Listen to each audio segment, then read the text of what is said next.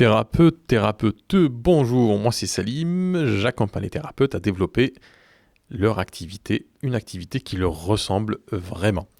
Alors aujourd'hui, j'aimerais te parler de la réciprocité. Qu'est-ce qui crée dans la communication d'un thérapeute la réciprocité?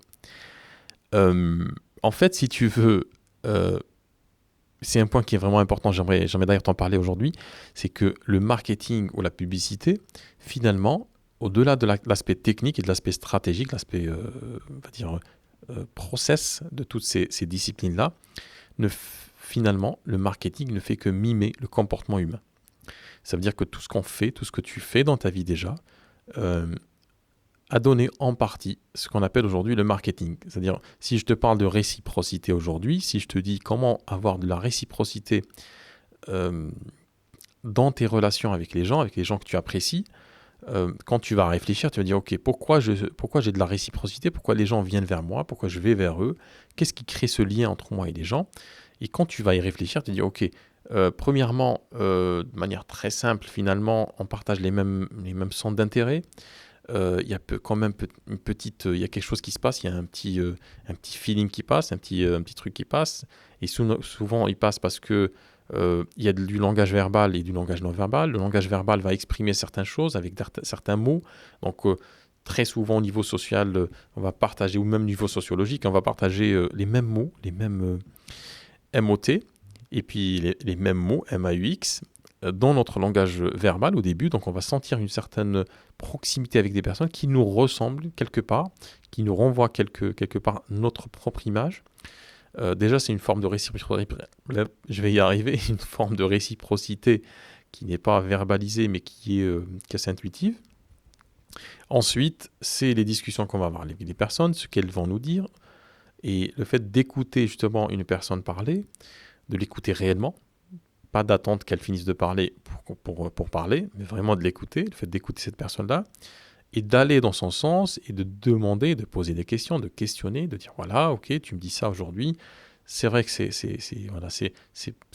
pénible, c'est fatigant ce que tu me racontes, c'est-à-dire ça crée aussi de l'empathie, donc le fait d'être dans de l'empathie avec cette personne-là, fait en sorte que cette personne se sent un peu plus proche de nous, se dit ok, elle s'intéresse à moi, elle m'écoute vraiment, donc elle me donne de la valeur, j'ai de la valeur aux yeux de cette personne-là, et généralement quand on sent qu'on a de la valeur aux yeux d'une personne, on se rapproche de cette personne parce que c'est ce qu'on cherche, encore plus quand on est dans un mal-être intérieur qu'on n'exprime pas publiquement. On va être attaché à cette personne-là, rattaché ou attaché à cette personne-là. Et ça crée une forme de confiance et de réciprocité, ce qui fait que même par exemple dans une conversation, quand tu entames une conversation avec une personne que tu ne connais pas, la meilleure façon justement de créer du lien, c'est d'écouter cette personne et de lui poser des questions sur sa vie, sur ce qu'elle fait. Et généralement, les gens ne sont pas avares quand ils parlent d'eux-mêmes. Le fait de s'intéresser à cette personne. Et à un moment de la discussion, la personne va dire « Ok, voilà ce que je t'ai raconté. Alors dis-moi un peu plus, dis-moi un peu plus sur toi, sur ce que tu fais, etc. » Et c'est comme ça que les choses se font. Alors si je prends ces façons de faire, très, très naturelles, qu'on fait tous les jours d'ailleurs, même quand on va chez son boulanger ou sa boulangère, qu'est-ce qu'on fait? Eh ben, on reporte ça sur Internet. Ça donne quoi? Ça donne une conversation sur Internet. Alors, tu n'as pas forcément la personne en face de toi la première fois. Quand tu crées, par exemple, cette vidéo, si tu écoutes ce podcast, peut-être que tu ne me connais pas encore. Peut-être que tu me connais. Qu'est-ce qui se passe? C'est que je vais te parler. Je suis toujours en mode conversation. Je m'adresse toujours à une personne à la fois. C'est vraiment, je m'adresse à toi, toi qui m'écoutes, toi qui me regardes. Et j'essaie de transmettre un message. J'essaie d'avoir cette conversation. Alors, ça veut dire quoi, conversation? Ça veut dire que j'essaie de poser des questions, des choses qui vont aller peut-être interpeller quelque chose en toi, qui vont peut-être aller faire bouger quelque chose, qui vont peut-être te permettre de regarder un peu différemment certaines choses en toi.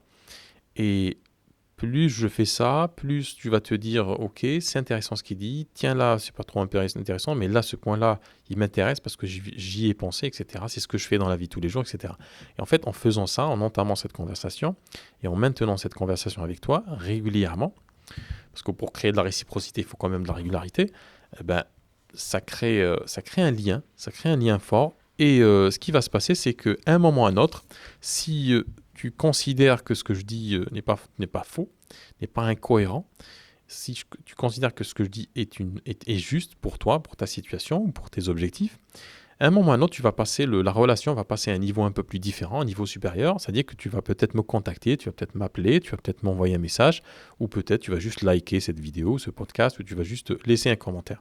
Du coup, tu passes à un niveau supérieur. Qu'est-ce qui permet justement de créer premièrement cette réciprocité, ensuite de la développer jusqu'à ce qu'elle devienne un lien? C'est premièrement la sincérité du propos.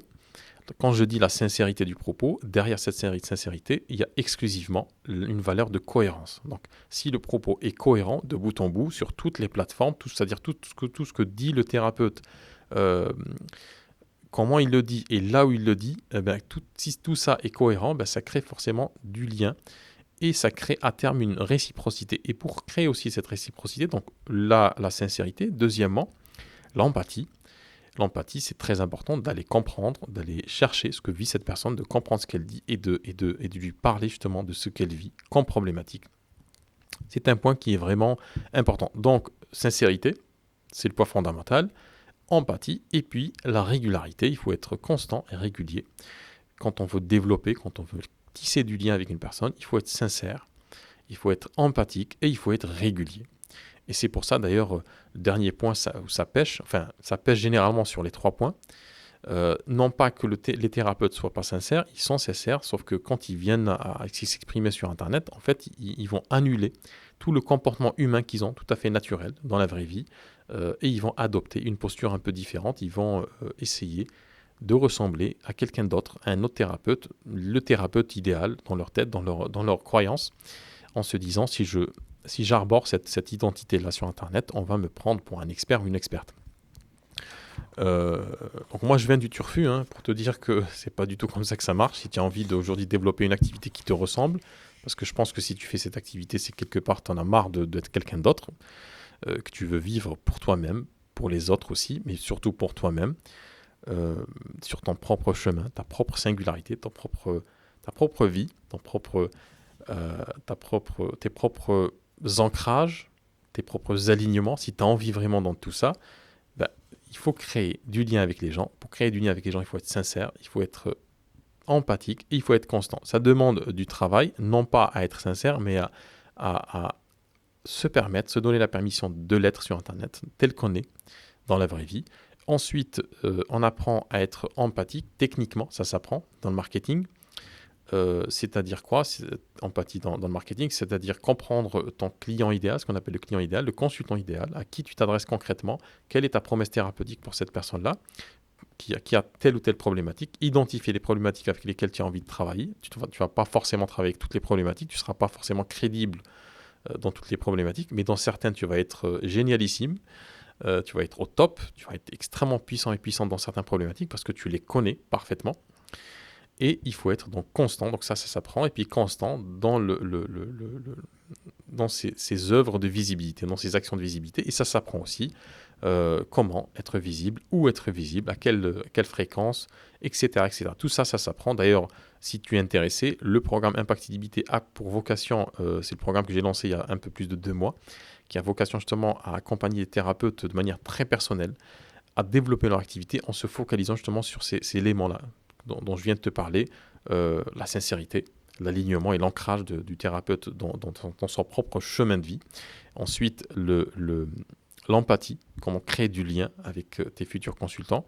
Et ensuite, comment créer une constance pour créer du lien et renforcer ce lien finalement et faire passer ton consultant d'un simple spectateur, une simple spectatrice à un consultant, qui est quelqu'un qui est intéressé par tes consultations. Si tu as envie d'en savoir plus, je te mets le lien en dessous.